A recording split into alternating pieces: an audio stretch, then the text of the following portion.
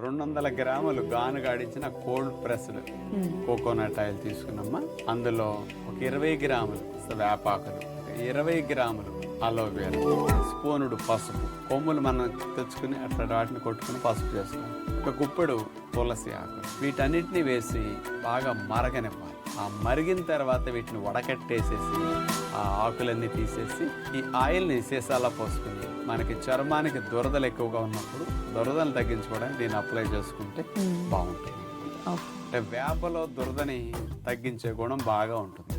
బ్యాక్టీరియాలు, fungus, క్రిములు చంపే గుణం వేపలో ఉంటుంది.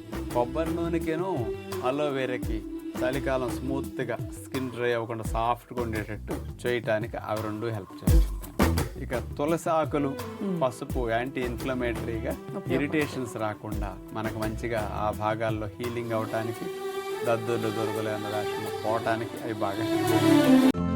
ఈ రోజే డౌన్లోడ్ చేయండి, మీ ఫేవరెట్ షోస్ చూడండి.